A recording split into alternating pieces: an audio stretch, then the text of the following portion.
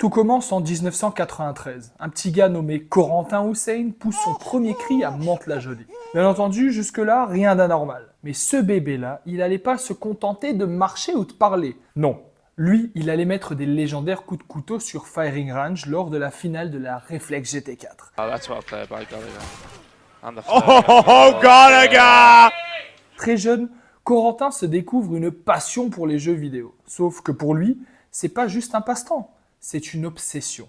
Pendant que ses potes courent dans la cour de récré, lui, il court sur Call of à la recherche des plus gros cadets. Sur la gauche, il récupère le point avec son MP7 qui monte sur le top rouge.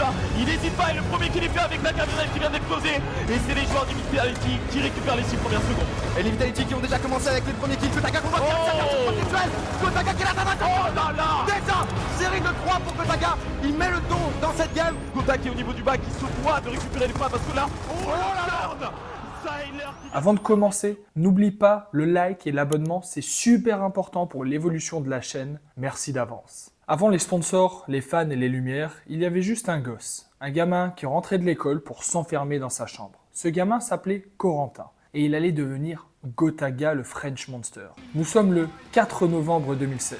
Une météorite vient de sortir sur 3.6, PS3 et PC. Je parle bien entendu de Call of Duty 4 Modern Warfare.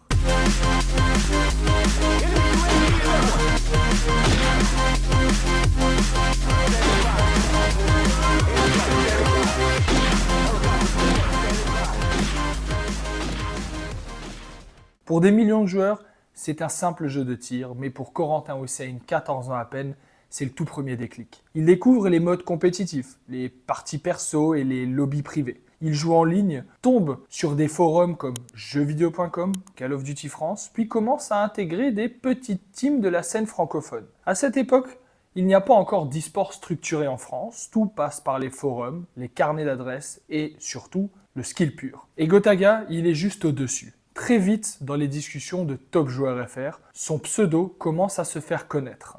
Les premiers clips de Gota sont postés en 2008, mais c'est le 31 août 2008 que tout change quand il crée sa chaîne YouTube.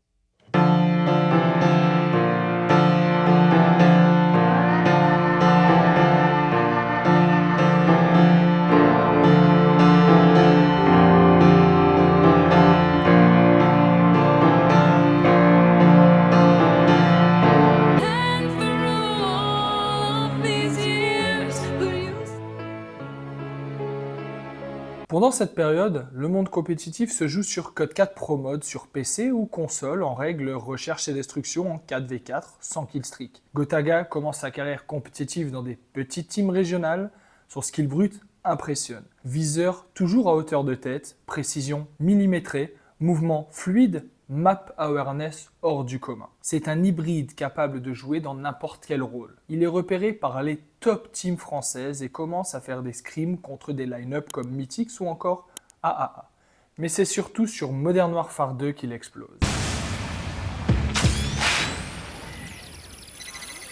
MW2, c'est une nouvelle météorite, encore plus grande que Code 4. Et Gotaga, une machine de guerre. Il commence à se faire remarquer sur les diverses plateformes de compète et pendant les LAN françaises. Durant cette période, il joue avec des noms qui deviendront plus tard ses frères d'armes.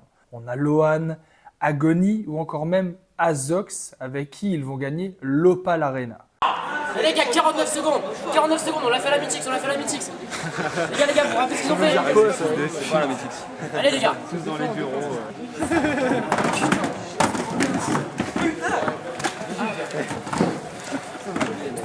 Moi j'avais bien. Tyler, désolé pour le Mythix.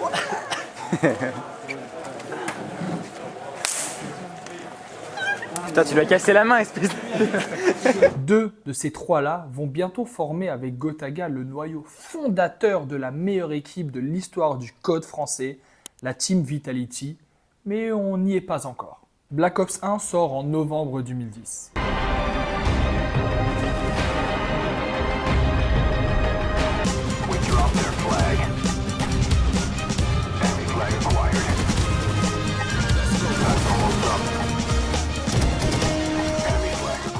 Et la carrière de Gota change complètement de niveau en intégrant Mythix. Hisse en tête de plusieurs grosses compètes européennes comme la Reflex GT4 ou le CL2.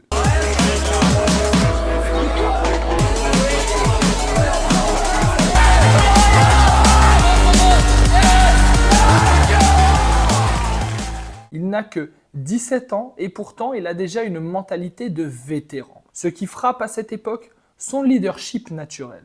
Dans les communications d'équipe, il est calme, direct, toujours focus. Il analyse les timings, propose des stratégies. C'est pas juste un joueur, c'est un général. Entre 2009 et 2011, Gotaga commence à poster des gameplays sur YouTube de plus en plus qualitatifs. Sa chaîne prend de l'ampleur, il est l'un des rares à proposer du contenu français et compétitif, ce qui va attirer les fans de code, les jeunes gamers français et encore mieux, les premières marques intéressées par l'e-sport sur console. Il commence à se professionnaliser, à se faire connaître par les grosses structures, et puis en 2011 arrive un jeu qui va faire basculer toute sa carrière.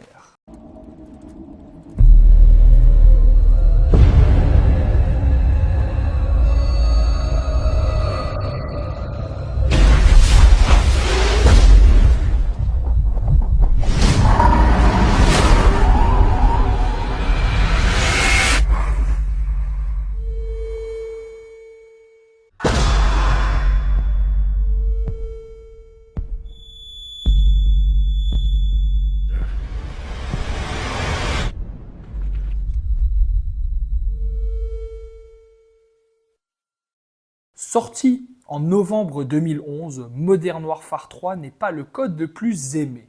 Mais pour Gotaga, c'est une rampe de lancement.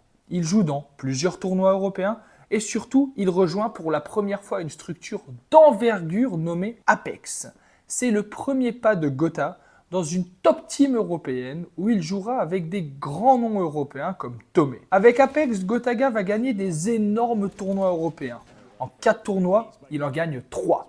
La Reflex GT 6, 7 et 8. Entre-temps, ils feront un top 5-6 au Battle à Amsterdam où ils perdront 3-1 contre Farico, puis 3-2 contre les gagnants du tournoi Epsilon. And you know what? It is a three-piece. The hat-trick has occurred. The hat-trick for Team Apex Pro, who have managed for the first time in Reflex history to win an event. Not once, not twice, but 3 times.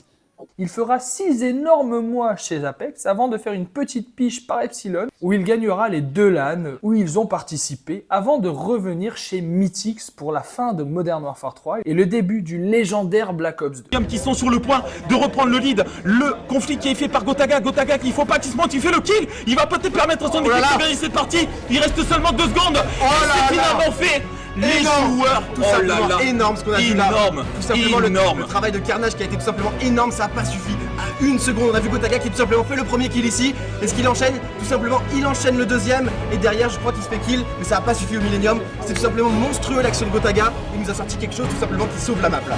Lors de son premier tournoi sur BO2, la Code Pro Cup, Mythix avec Gota, Lohan, Agony et Diablo vont tout simplement gagner le tournoi en dégommant tout le monde. Ils ne vont pas perdre une carte durant ce tournoi, une magnifique façon de clore le chapitre Mythix. À la fin de 2011, Gotaga n'est plus un simple prodige, il est un joueur professionnel en devenir. Il a une chaîne YouTube, une fanbase, un gameplay monstrueux et une équipe solide. La scène e-sport européenne ne le sait pas encore, mais elle est sur le point d'être dominée par le French Monster. En 2012, la scène Call of Duty console n'est plus une simple passion de forum. Les tournois prennent de l'ampleur, des structures commencent à se créer, les LAN se multiplient. En France, 2 noms se détachent très vite, Mythix et Millennium. Et c'est dans cette dernière que Gotaga va vivre son premier saut dans le monde pro. Millennium, à l'époque, c'est LA référence de l'e-sport français sur des jeux comme StarCraft, League of Legends, Battlefield et depuis peu Call of Duty. Gotaga y entre avec un roster formé autour des meilleurs joueurs francophones. Gotaga en tant que Slayer principal, Agony, leader stratégie, Ancre, Lohan, flex support et Carnage, l'entry fragger. Avec un seul objectif, dominer la scène européenne sur Modern Warfare 3. Premier tournoi sur BO2, Forwin Arena, ils font un parcours correct. se retrouvent en loser bracket mais perdent malheureusement contre Epsiburn qui seront le gagnant du tournoi. Un beau top 4 pour une première. Après ce tournoi, Lohan et Agony vont chez Supremacy et Millennium recrute Diablo et son grand ami Broken. Deuxième tournoi, Reflex GT9 avec une belle troisième place. Ils perdront dans le loser bracket contre Killerfish qui eux finiront deuxième derrière Farico All-Stars. Maintenant, nous arrivons au Graal de la compétition sur Call of avec le COD Championship éliminatoire où ils finiront de nouveau troisième, ce qui est assez pour aller au réel COD Championship. 19 for 33. Triple B is going positive, but not by much. Gotaga not doing great. Drop 40 as well. Can Agony drop 40? They've already given up. And wow, they are. They're pumped, I think it's fair to say. Puis 2 semaines plus tard, ils feront le GL9 avec un top 9-12, ce qui est malheureusement le début de la fin chez Millennium. Mais le coup de grâce sera lors du COD Champ, où ils finiront top 17-24, ce qui est bien évidemment loin des ambitions de Gotha et de Millennium. Et bien sûr, n'oublions pas de remercier Diablo, qui a oublié de réactiver son aide à la visée et a donc fait un tournoi éclaté au sol. Après attention, Millennium n'a rien gagné avec Gotha, mais Gotha, lui, était toujours monstrueux, sauf que Gotaga seul, ce n'est pas assez, et cette défaite, c'était la défaite de trop. En 2012, Gotaga passe de prodige en ligne à légende des tournois. Il perd, il gagne, il hurle, il clutch, mais surtout, il se construit. Et ce qu'il prépare pour 2013 va marquer l'histoire à tout jamais. 2013, c'est pas l'année des trophées, c'est l'année des choix. L'année où Gotaga va devoir se battre non seulement contre ses adversaires, mais contre ses amis, ses anciens coéquipiers et ses propres doutes. L'année où il va tomber, mais où il va surtout poser les fondations d'un empire. Vitality naît ici. Après environ 6 mois, Millennium implose. L'équipe ne s'entend plus, mais alors plus du tout. Les frérots Gotha et Broken partent chez AAA. Carnage et Diablo restent chez Millennium. AAA nous sort à ce moment-là une équipe légendaire, une équipe qui sur le papier peut tout détruire en Europe sans les promesses à la con de Millennium. Il y a donc Broken, Gotha, Azox et Agony. 21 jours seulement après le COD Champ, complètement raté, il est l'heure d'aller avec AAA à la SLE13 avec seulement 4 petits jours de préparation. Premier tournoi, première victoire chez AAA. Le début de quelque chose de fou, vous allez me dire. Finale, avec Azox qui préchote un peu, voilà, c'est propre.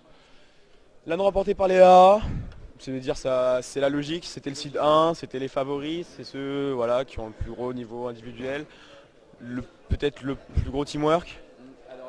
À l'heure actuelle, voilà, c'est avec un broken, un gros broken, un 12-4 sur la SND. Il y a je crois que c'est Tony Jack qui a fait un 17 en face, qui n'est pas déméritant. Xerox. D'ailleurs Xerox en situation de 1 contre 3, 1 contre 4, donc forcément c'est pas simple à gérer, il a tiré ses kills de là et malheureusement ça... Nous avons la Reflex GT10 avec une 4e place et pour finir la Gfinity Londres avec un petit top 5-8 qui n'est pas du tout le résultat espéré pour une équipe avec le calibre d'AAA. Après ce coup dur, Gotaga prépare la suite, une vraie structure, un nouveau projet avec Neo. Ils confondent la team Vitality. Premier roster Vitality sur COD, Gotaga, Broken, Azox, Agony. Oui, c'est effectivement la même équipe qu'avec AAA, mais c'est leur équipe, leur petit bébé et bien sûr leurs propres règles. Mai 2013, c'est la première sortie de Vitality en LAN, Gfinity 2. 3 mois après Gfinity Londres, un petit top 9-12 pour une première LAN. Décevant, mais ce n'est que le début. Pour finir BE2, nous allons à l'ESWC, gros tournoi français, où Vitality finira en top 5-8, après avoir passé leur phase de groupe de façon un peu compliquée. Ils se prennent 3-0 contre Enfuse au premier tour des brackets. Cette défaite clôturera l'année très compliquée sur BE2, mais attention, toute l'année n'est pas achetée avec 2 top 1, quelques top 3, mais pour le reste, c'était sûrement l'année la plus difficile en termes de résultats pour Gotaga. Ça va être terminé. Les joueurs des Western Digital qui remportent cette première match. Énorme de la part de justement pour ce rappel, le gagnant de ce match sera donc sacré champion de France de Call of Duty Black Ops. C'est le problème. Broken qui fait ce frag. C'est la sanction infligée par Vitality. Oh là c'est là, impressionnant la scène qu'il y a. Plus qu'à Tout le 40 monde est points. motivé justement pour voir du vrai beau jeu. 2014, c'est une année charnière dans la carrière de Gotha. Une année où tout s'enchaîne à une vitesse folle. Des victoires éclatantes, des déplacements aux quatre coins de l'Europe, des alliances qui se font et se défont, et surtout, les premières grosses fissures dans le mur de Team Vitality. En janvier, on ouvre le bal avec la Skyline 2. Gotaga est dans sa première grande formation stable de l'année, Vitality Rise, aux côtés de Broken, Carnage et Blue. 4 noms, 4 têtes brûlées et un seul objectif, dominer la scène française. Mission accomplie. Ils écrasent la LAN et repartent avec la coupe. Gotaga n'est plus seulement le French Monster qu'on regarde sur YouTube, il est le gars qu'il faut abattre en compétition. Février-mars, direction le qualifier européen du COD Championship. Cette fois-ci, l'équipe est légèrement modifiée. Diablo remplace Blue et malgré un parcours solide, ils ne font que 3e. Mais c'est pas grave car la vraie échéance, c'est le COD Championship 2014 à Los Angeles. Le premier gros rendez-vous international de l'année. Gotaga débarque aux States avec Broken, Carnage et de retour Blue. Et là, c'est la douche froide. Top 9-12. Pas catastrophique, mais très loin des ambitions affichées. C'est un rappel brutal. En Europe, ils dominent, mais face aux cadors américains, il y a encore énormément de chemin à parcourir. Avril-juin, c'est retour au pays, retour aux fondamentaux. Et là, Gotaga et Vitality enchaînent les trophées. Gamers Assembly 2014 à Poitiers, victoire avec Riskin qui rejoint l'aventure. Le butin du jour, un chèque de 3000 €, une prise de guerre de plus pour ces chasseurs de primes du jeu vidéo entre 2 tournois en Europe ou à Los Angeles. Cap Arena 3, encore une victoire. Reflex GT12, encore une victoire. 3 tournois, 3 titres. La dynamique est relancée. Le quatuor Gotha, Broken, Carnage, Riskin semble intouchable sur le sol européen. Mais cette domination casse déjà quelques tensions en interne. Broken et en face Robs en 20-19. Seul joueur en position. Les Vitality qui sont donc sacrés champions de cette RGT numéro 12 sans trop de difficultés, on va dire. Ils ont perdu, je crois, 2 maps. Ouais, plus ou moins, je pense que c'est à peu près ça. 2. Ils ont perdu 2 maps à peu Pas près. plus que 3, ça c'est sûr. En Ouais. tout cas, bien joué à eux. Dans l'été de 2014, la saison se corse avec les grands rendez-vous internationaux.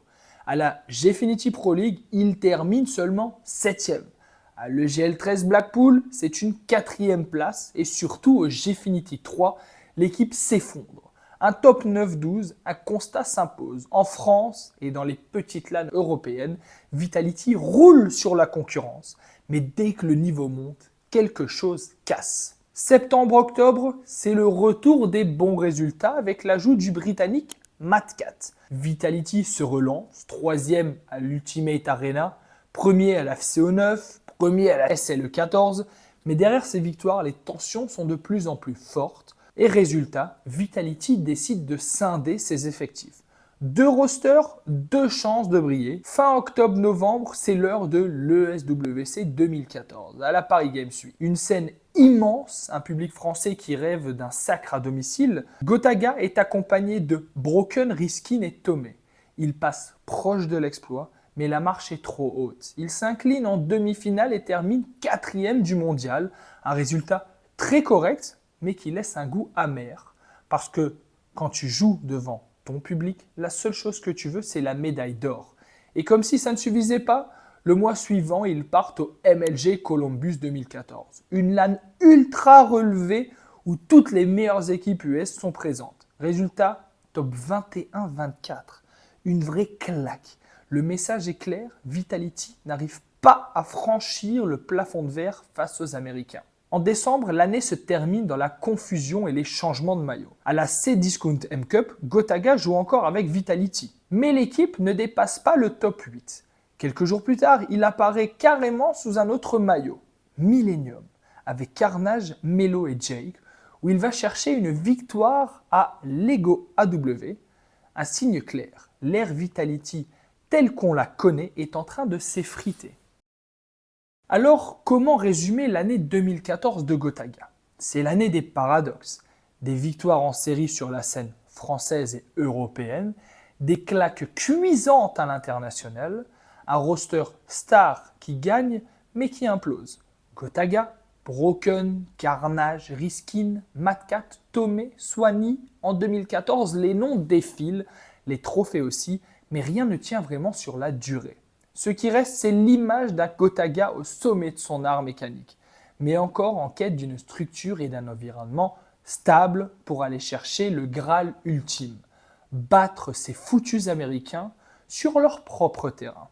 2015 est une année charnière pour Gotaga, l'année où tout allait se jouer. Rester ce prodige français adulé en Europe ou prouver enfin qu'il pouvait rivaliser avec les titans américains sur Call of. Au départ, les choses commencent de façon chaotique. Gotaga évolue sous le tag Vitality X aux côtés de Riskin, Dilux et Getsum.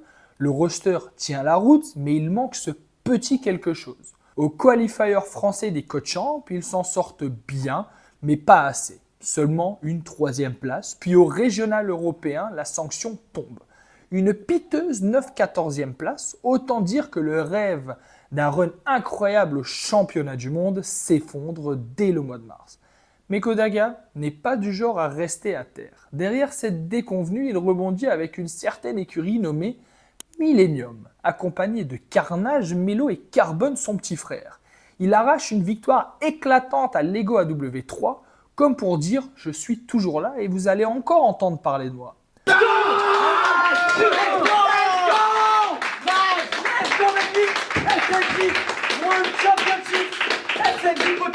Et ouais mon vieux.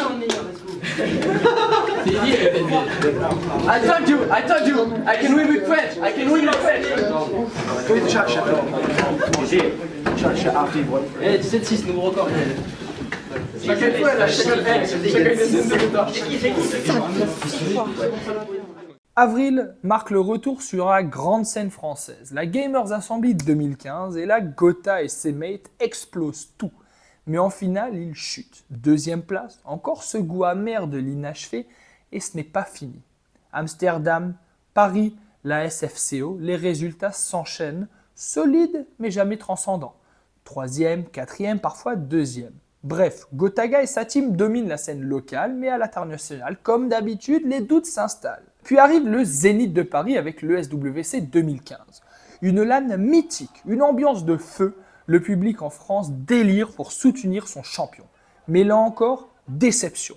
Millennium s'incline en terminant seulement 7/8e.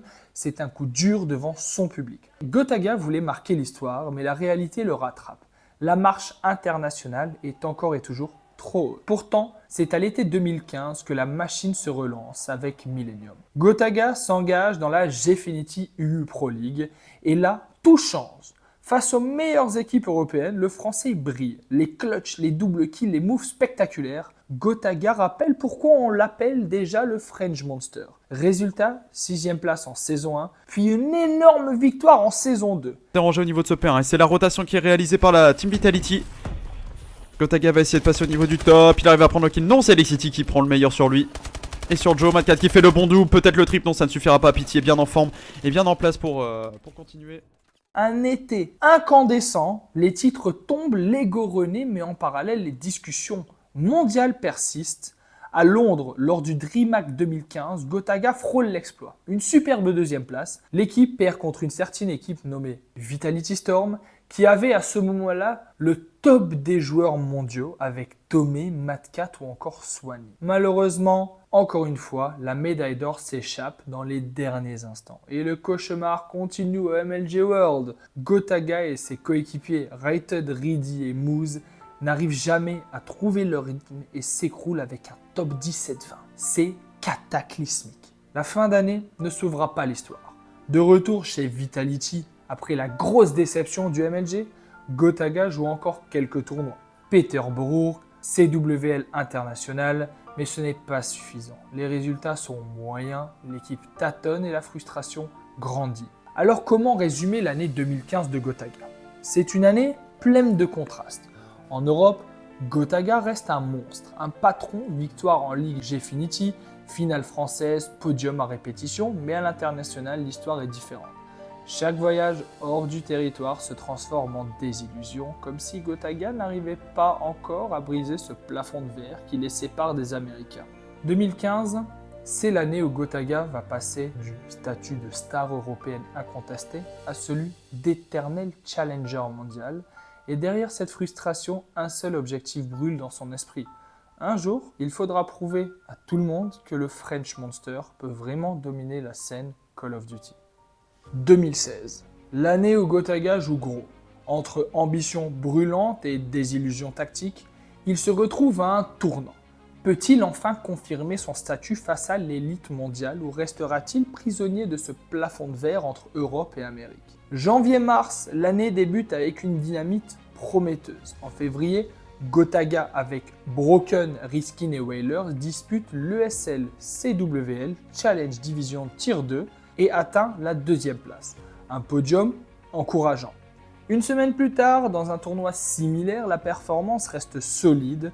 Une qualification top 5-8. Fin mars, au play-off de CWL, le roster termine top 7-10. Ses débuts indiquent une équipe compétitive mais encore fragile face à la concurrence européenne. Le 6 mai, sur la scène prestigieuse de l'ESWC Zénith 2016, Gotha et Vitality signent une performance correcte avec une 5-8e place, mais à travers la CWL Pro Division européenne, la dynamique tourne vite au cauchemar. Une longue série de défaites, des statistiques alarmantes et une lutte constante pour la survie en division. En mars, la tension monte. Vitality s'impose sur un match de relégation contre Splyth, mais le souffle est court pour s'inscrire solidement dans la compétition. Le reste de 2016 s'enfonce dans les limbes. Pas de palmarès notable, pas de victoire spectaculaire, juste une équipe en reconstruction. Peu de résultats offline, marquant peu de preuves d'un réel franchissement de palier. 2016 est aussi l'année de la montée en puissance du streamer. Gotaga comprend vite que le futur du gaming, c'est le streaming. Il investit dans un setup pro, améliore sa qualité de vidéo et surtout travaille son style. 2016, c'est aussi l'année où Gotaga commence à participer à des événements hors scène pro-code, TwitchCon, Paris Games Week, mais aussi les premiers partenariats avec Red Bull, Turtle Beach. Son public explose, plus de 200 000 followers fin 2016, et des vidéos YouTube qui dépassent souvent le 1 million de vues. En 2016, les gars, 1 million de vues, c'était énormissime. 2017, c'est la naissance du businessman Gotaga.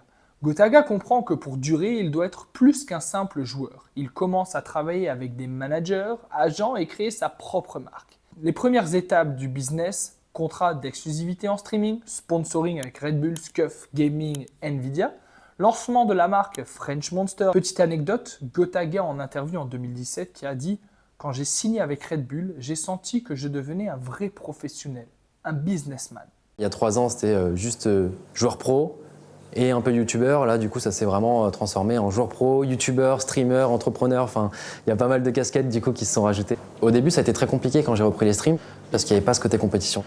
Justement, c'est pour ça que j'ai amené le côté e-sport sur H1Z1. Il n'y en avait pas. Donc j'ai pushé un peu ce côté aux développeurs. J'ai voulu créer un truc chez Vitality alors qu'aucune structure ne prenait des rosters H1Z1.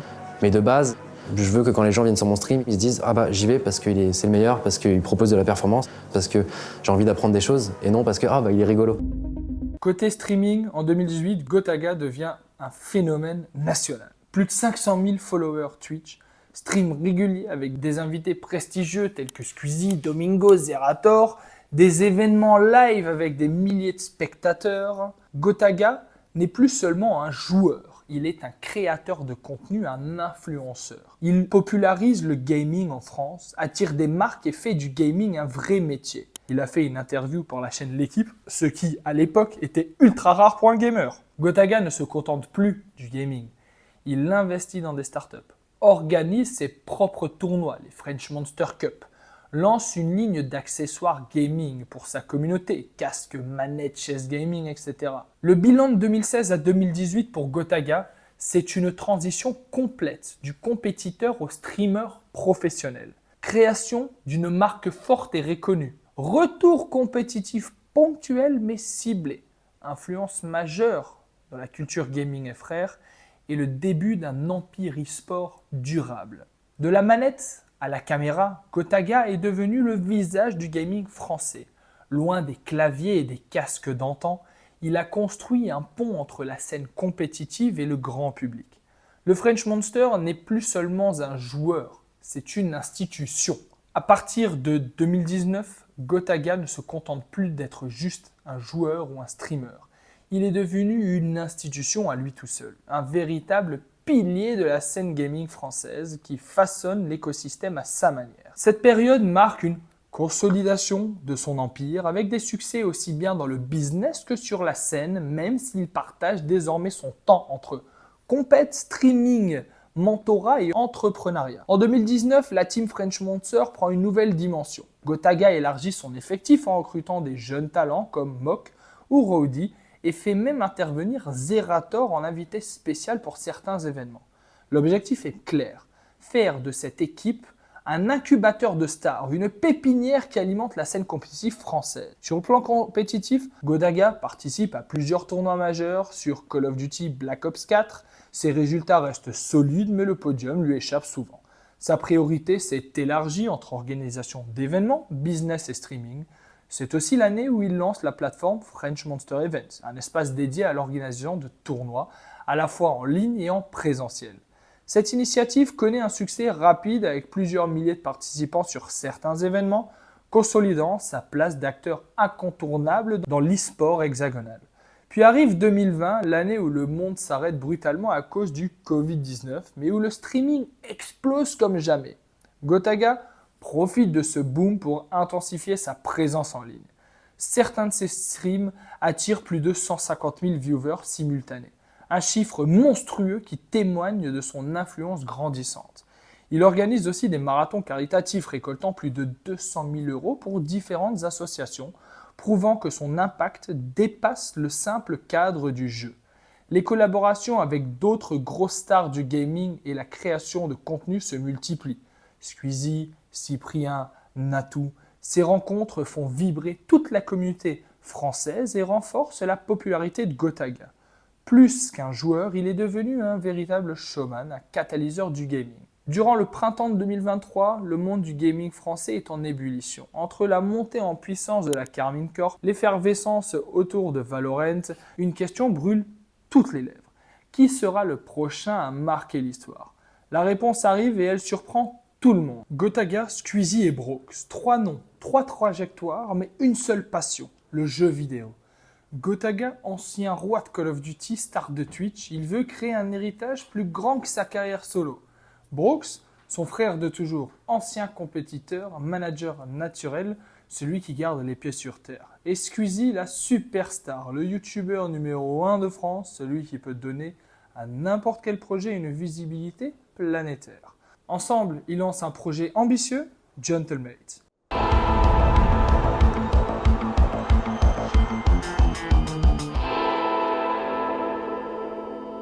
Un club e-sport, certes, mais pas seulement. Leur vision est claire. Faire une équipe qui gagne, mais qui soit aussi une marque, lifestyle, drôle, créative et proche de sa communauté.